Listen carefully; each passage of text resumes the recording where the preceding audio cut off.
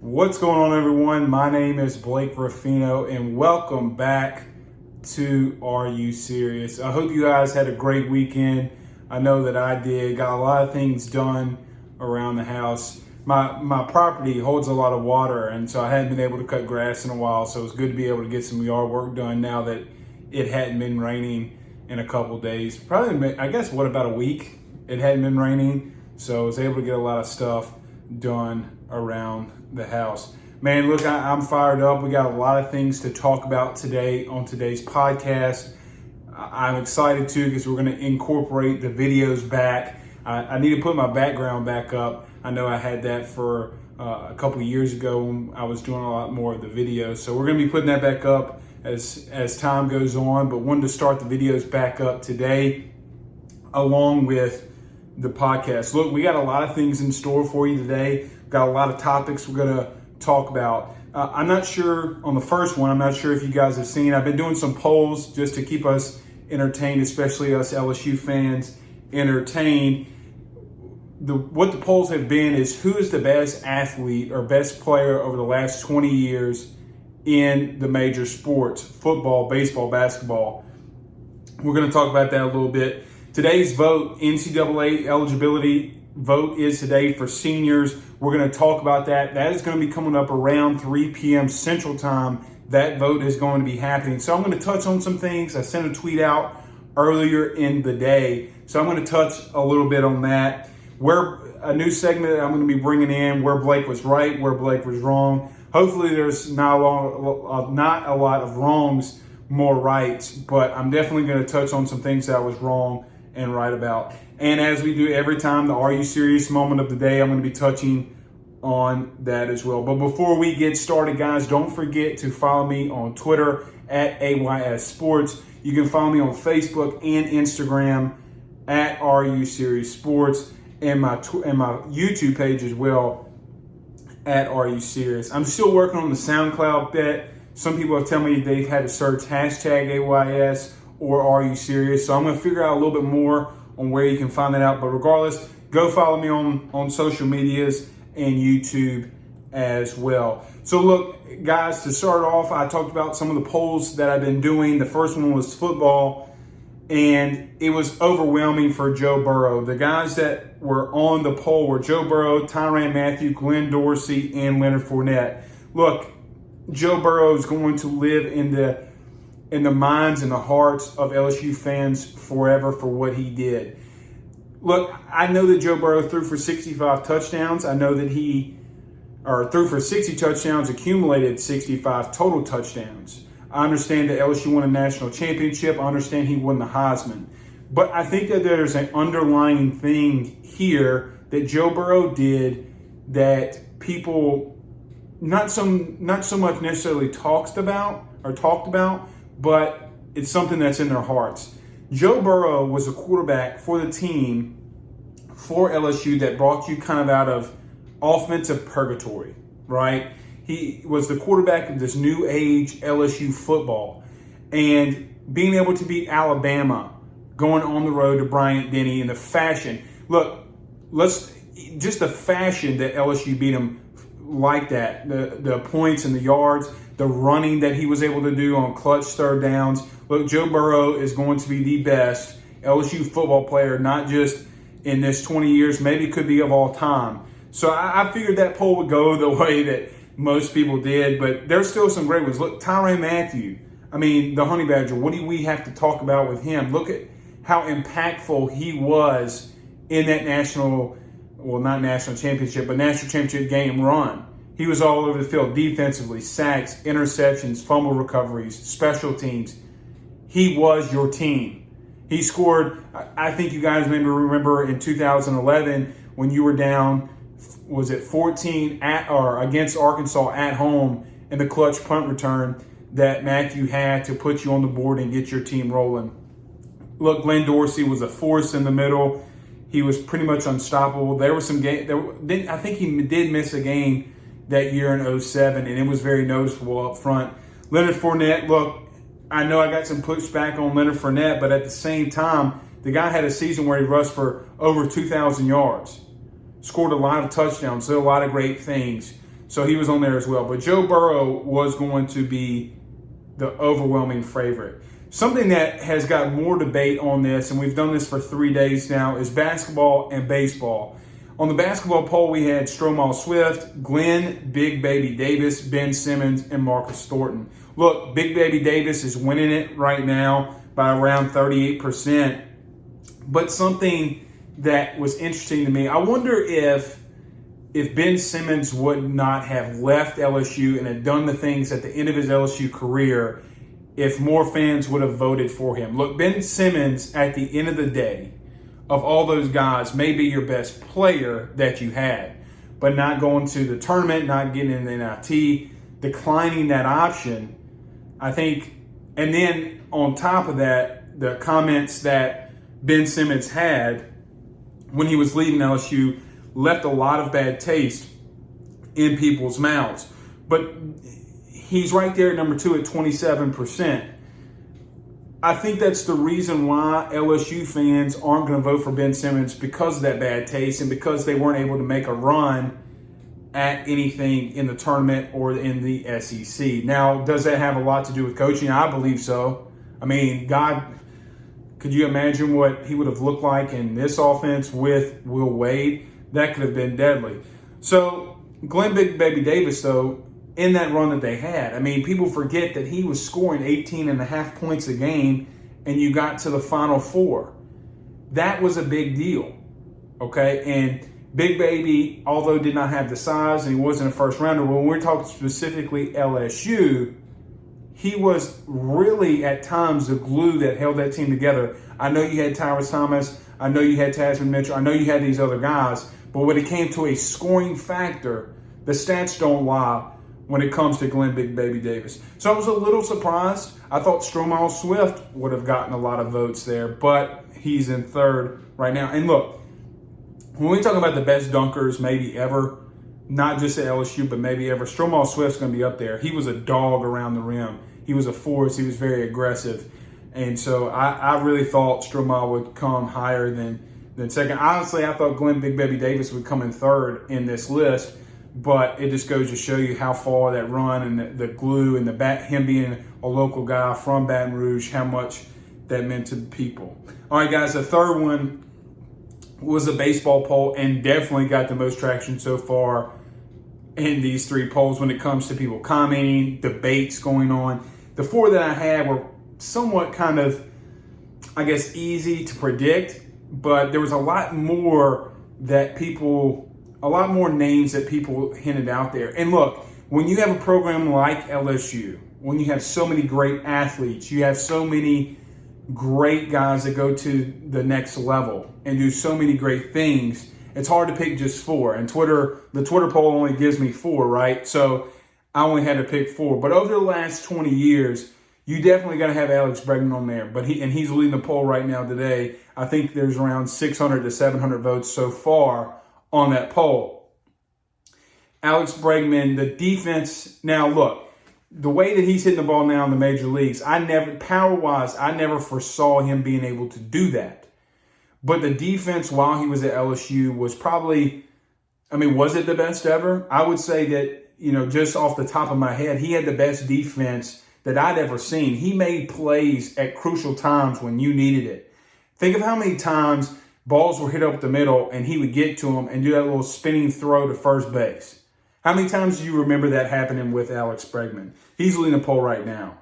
Some other great ones. Aaron Nola is on there. He's in second right now. Blake Dean. Look, people forget about Blake Dean, especially in that 2008 year, how critical his bat was. That team was stacked. That team was absolutely stacked. Blake Dean raked the ball. He was aggressive. And now he's a coach at UNO, and he's doing good there. Blake Dean, I think, was more feared by pitchers. And I've talked to guys that went against him because that's when I was graduating, and I was friends with people who went against Blake Dean. And they told me that even to this day, even from college and some of the guys that went and played in the pros, he was absolutely one of the most feared hitters that they had ever faced, and how much he meant to that lineup. So Blake Dean coming in at third. Antoine Duplantis. This is where, people asked about Aaron Hill. People asked about other guys, maybe like a Kevin Gaussman, I think was one of them that people had mentioned. But look, Antoine Duplantis is the LSU leader in hits, okay? Yes, there were times he had slumps, but the dude still hit over 300 balls, got 300 hits at his time at LSU. So to leave Antoine Duplantis, to leave out the all-time hits leader at LSU is very tough for me, but Antoine is going to get in there. And currently, as we're talking, I don't know specifically where those are at, but I'm sure that he's still around that third and fourth. Him and Blake Dean are fighting it out. I'm going to pull up Twitter now and figure that out. But that's where I would definitely have him up there just because of how much he meant to LSU. So bear with me here, guys. I'm pulling it up. Yeah, Antoine is right there at fourth, 5-6% for the both of those guys right now between Blake Dean and Antoine Duplantis. So to say I'm surprised, I'm not. Antoine just took the lead. 707 votes is how many is on the baseball poll right now. So go check them out. They're all on my Twitter page. Go and vote if you haven't already voted, and that's where they are. So I thought that was interesting, especially now that we don't have a lot of sports going on and we don't have a lot to talk about. I thought that would be good for all of us to. And I know these other people are doing polls, and go do them. I think they're great. I think they're fun. But I thought it would be a really, really good thing for us to do to be able to buy the time. So I'm going to continue to do a couple more. Tomorrow, guys, tell me what you think. Tomorrow, I think I'm going to do who is the best coach in the last 20 years at LSU. Nick Saban, Les Miles, Ed Orgeron, Dede Bro. It's going to be tough, Paul Mainieri. It's going to be tough to pick 4, but I think it's going to be 3 football coaches and Paul Mainieri. So let me know what you guys think about that, but watch out for it tomorrow. We're going to do that poll and see where that goes. I think that one's going to get a lot of talk. I think that one's going to get a lot of debate. So that's going to be fun. All right, guys, on to the next topic. And look, we're going to spend a lot of, I say a lot more time, but we're going to spend some time on this, especially right now, because today, especially in this epidemic, the COVID-19 epidemic, we have a lot going on with sports. None bigger, really, in college sports than the eligibility vote. Okay, I tweeted this earlier just to give you a little bit of my thoughts. I'm going to read it off to you. And let me start off by saying I do feel very optimistic that something's going to get passed for these seniors. I don't think they're going to say, no, you can't come back, even though the season was suspended. Or canceled. I'm not going to say they're going to do that, and I don't think that they will. Okay, so let me first start off by saying I do not believe that they're going to not allow seniors to come back if they want to. But I think it's going to be interesting to see how the NCAA and these commissioners work through all of this to, hey, how many scholarships do you have? How many guys on the roster can you have? So that's going to be interesting. But again, to start off, I want to make it very clear that I think something's going to get passed. But I tweeted this earlier, and I'm going to read it off to you guys. I said, I do not foresee the NCAA eligibility vote going well for student athletes today. Quite frankly, it will come down to money and schools, quote unquote, not being able to afford the athletes to return. The Power 5 schools may and will be able to, but the majority of schools will not be able to. I can see where the vote gets pushed back to May or June to buy everyone a little bit of time. In tabling the vote today, you can continue to monitor the current situation. However, what do you have to monitor? Okay, that's what we're going to be focused and talk about a lot today. The NCAA has already canceled spring sports, and I go on, and you can continue to read what I said in there. It took me 2 tweets, but that's where I really want to maintain my time. And look, this vote's going to happen, I think, around 3 p.m. Central. So when you're seeing this video, something's probably already going to break. Okay, what specifically, I do not know, but what does the NCAA and the commissioners really have to monitor? The Major League Baseball already said that there's going to be a draft. They don't know specifically when that draft's going to happen, June, July. I believe it's going to happen in July. But what did they really have to monitor? You already canceled spring athletics. So if you're canceling the spring athletics for some of these seniors, what's the decision you really have to make? What I mean by that is, and let me say this, what I mean by that is, you can come out with a short and sweet statement saying that we're going to allow seniors to come back, and we're continuously working through how that's going to look, and everyone will be okay with it. These seniors, softball, baseball, track and field, whatever it may be, can come up with a game plan for themselves. Hey, do I come back? Do I tell my coaches that I come back? It gives the coaches some leeway as to what to look forward to and how they want to build this. Now, again, like I said, you don't have to put the stamp down right now and say exactly how that's going to work. But what you can do is allow these teams to game plan and come up with something so that they're not just out there stranded right now. So that's my first real take on it. If it were me, I would table the vote until maybe May. Okay, I know some people have said that it's going to happen in June if they table it today, but why not wait until May? If this social distancing is going to be into effect until April 30th, why don't you continue to see what this is going to look like before you make a decision?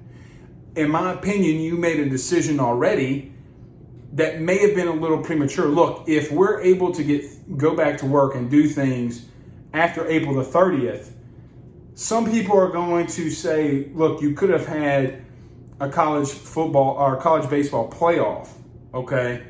Those are some things. You could have gone to Omaha. You could have had the World Series. You could have done some regionals. So let's just see how that's going to happen. But as I mentioned in the tweet, what I think is going to be the biggest talking point, or what I know is going to be the biggest talking point, is money. Look, your LSUs, your Ole Misses, your Alabamas, your Clemsons, your Oklahomas, your Texases, all these bigger schools, your Floridas, all these bigger Power 5 schools, when it comes to money, are going to be able to take care of this. It's not going to be that big of an issue for them. But however, you have a school right here in Southeastern. How will they deal with it? If they have seniors coming back with financial aid, all this kind of different stuff, scholarships, how are they going to be able to deal with that? So there are some things where I think the majority, look, they call it the Power 5 for a reason. Okay, there's other smaller schools and non-Power 5 schools in baseball and softball than any other sport, because you have obviously FCS and Division 1, 2, and 3 in college football. But in baseball, you have these teams like Southeastern that are going to be able to play the big boys in baseball, and they've always done that. So my question is how would it look? My biggest concern right now for these schools will be money. Is the smaller conferences, are these conferences going to say, hey, look, we don't have the financial capacity unless we're backed by the NCAA to do this? I think that's going to have the biggest hindrance over all of it. Having seniors to come back, boosting your roster is not going to be that big of a deal. You can figure that out. The money aspect is where it's going to be at and where people are going to freak out at. So that's the first thing that comes to my head. Now, look, I understand that there should be a roster limit, okay? And but you have to make the exception for this year. Look, most teams don't have 9 seniors on their team. You have a 25 limit or 25 scholarship or roster limit right now. Why not make that 35, a cap at 35? You do not have to have 35, but make the cap at 35. And then that way if these guys want to come in from high school, JUCO, whatever it may be, they're not stressed as to figure out, hey, I'm committed to LSU, I want to go there. And so they're not strapped and not trying to figure out what it is that they do need to do. So I think 35 is a great number right now. Tell me what you think about that. Is 35 a good number? Because what other options do you have? If you don't make it 35, what other options? Would you make it 28? That would be dumb. And another thing about that as well, if you make it 35, then I guess what I'm saying is if you have guys leaving, don't come on, does a guy from a JUCO who's a senior, can a team like LSU go and pluck him? Right? I mean, those are some things that they're all going to have to work out, and I really don't know how it's going to work out. But again, like I said in the very beginning, Like I said in the very, very beginning, I think that they're going to work something out. But at the end of the day, you have to come out with a statement to say that these seniors will come back. And in that way, these guys in, I guess, eligibility purgatory, if you will, don't have to make such a rash decision. So look, as you're watching this video and as we're talking about, as you're listening to it on SoundCloud, a decision's probably already been made. And I did shoot this before the 3 p.m. Central Time, and they may have already done it. I haven't seen anything, and I'm actively watching Twitter right now. I haven't seen anything that would tell me that they've already voted for it.